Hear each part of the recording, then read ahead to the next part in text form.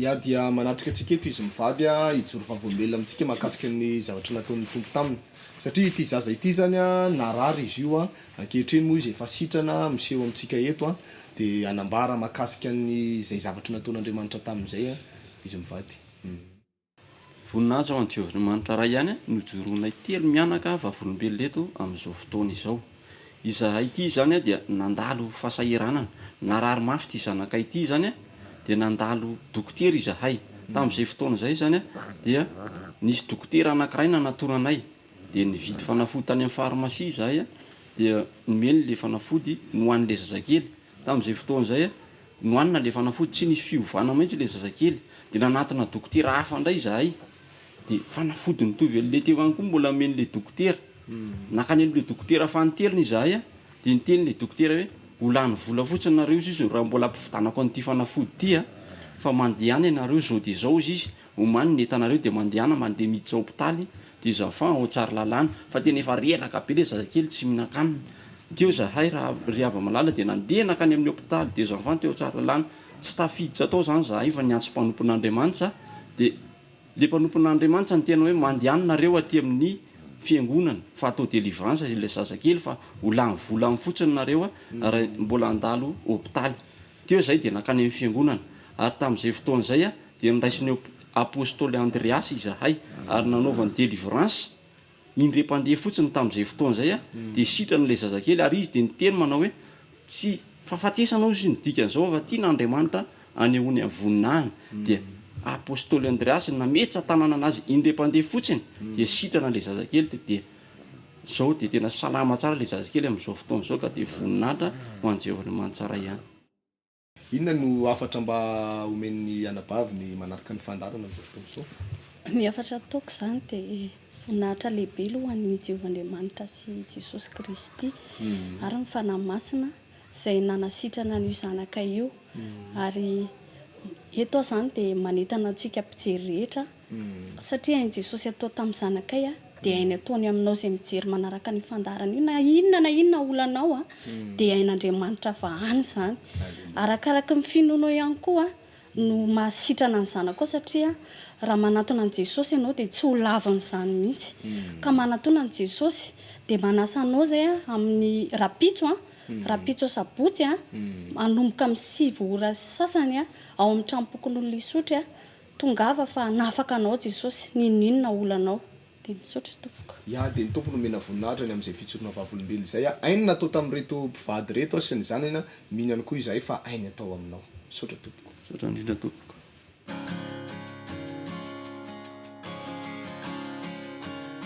Ia manatrika antsika eto ny anabavy saya nijoro vavolombelona amintsika amin'ny zavatra nataon'ny tompo taminy satria narary maso izy io ary nisy aretina antsoina hoe sisti ihany koa. Menao ny fitenena. Voninahitra ho an'i Jesosy irery ihany nijoroko vavolombelona eto.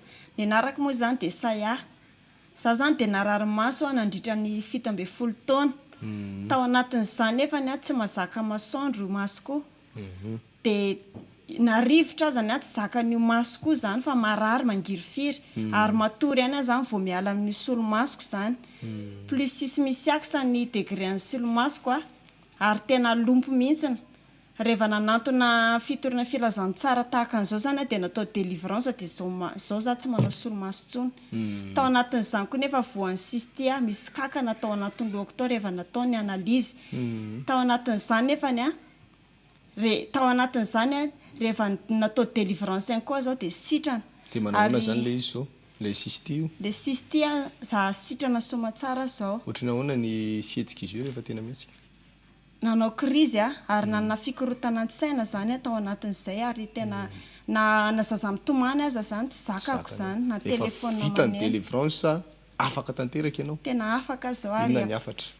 Ny afatra ho antsika rehetra izay marary. Manatona an'i Jesosy fa Jesosy irery ihany no afaka manasitrana anao. Za efa niteto hôpitaly nanana hôpitaly lehibe iray teto Antananarivo nitsabo anahy fa tsy nasitrana anahy. Satria fanafody vola fotsiny lany. efa nanantona an'ireny mpanompo sampy reny koa arany hoe aty manasitrana an'ity satria sao dia lazain'olo hoe adala nefa tao anatin'izany dia Jesosy nanasitrana namamem-poana tsy nandany vola sy arenako tamin'i Jesosy.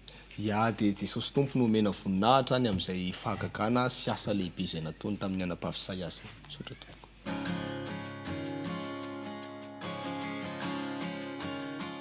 Dia manatrika antsika eto indray ny anabavy nasandratra hijoro vavolombelona amintsika izy. Ny amin'ny nanasitranan Jesosy tompo azy tao anatin'ny arety maso izay efa nitaiza azy hatramin'ny fahakeliny, ary ihany koa ny nanasitranan Jesosy azy tao anatin'ny kista zany, ka dia anazava makasika an'izay izy. Voninahitra ho an'i Jesosy Kristy tompo irery ihany nijoroako vavolombelona. Za dia mifatorana aretina nandritra ny fonom-bola kely. Dia vokatra izany aretiko izany izany arety masoko izany dia rehefa mandeha dia marary be ny lohako. Tsy afaka migadgadina mihitsy izany ny tongotra fa marary be. Dia za nefa rehefa midokoterako any Antsirabe za aty Antananarivo, dia za nefa tsy maintsy mandeha any raiky isan-taona. Dia rehefa avy eo nasian'ilay dokotera manao analyse na cystite za, satria tsy mety sitrana ilay izy, marary foana zany na manao solomaso ary. Dia rehefa nivaly ny analyse dia tsisy ninninona hozy ilay dokotera. Dia ndao indray ary hozy ilay dokotera manao radio. Dia rehefa vita ny radio dia tsisy ninninona koa. Dia izy moa mbola naniraka ihany atao radio koa ny eto aloha, fa izay tsy nanao tsony. Ianao amin'ny mahatsapa fa marary nefa nankany amin'ny dokotera fa tsisy ninninona ho.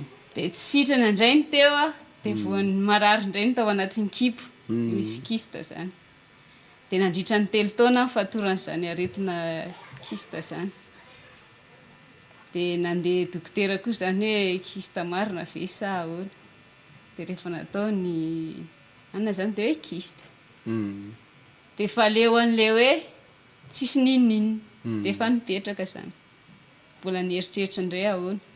Dia rehefa mipetrapetraka tao an-trano moa izay izany mijery télé dia nahita fandaharana hoe apôstôly manao délivrance. Dia nomeny zareo teo moa ilay numéro. Dia nandeha tany amin'ilay toerana izay. Dia rehefa tonga tany amin'ilay toerana izay dia hoe hametra tanana anao dia sitrana. Dia rehefa natao mipetra tanana, nandeha voalohany, dia nandeha fandroa, dia sitrana somatsara. Dia sitrana somatsara amin'izao fotoana izao. Araka izay fijorona vavolombelona hitanao zay mbola tsy mitsahatra manasa anao ny amin'ity fotoana lehibe rapitso ity. Sabotsy rapitso manomboka amin'ny 7 ra sasany maraina ao amin'ny tranopokon'olona isotry. Ka za tena manasa anao, manao vadingana tahaka an'ilay vehivavy nitsidrana nandritra ny 12 taona. Izy no nisisika eo amin'ny fanatrehan'Andriamanitra, nanao dingana eo amin'ny fanatrehan'Andriamanitra dia nandray fanasitranana. Manaova ihany koa ianao dingana amin'ity fotoana rapitso ity.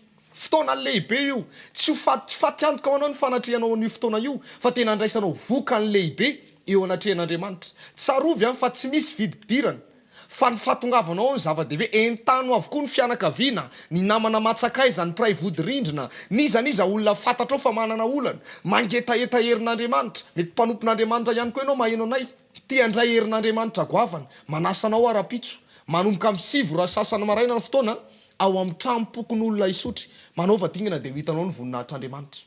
Ya, zay ngamba apôstôly ny fotoana antsika teto fa dia ny tompo nomena voninahitra. Mino fa tena mandamina programa ny olona amin'io fotoana rapitso io ho avy anatrika izay fotoana izay, ka dia menan'Andriamanitra ny voninahitra mankasitraka antsika rehetra nanaraka hatramin'ny farany ny fandarana. Misaotra betsaka tompoko.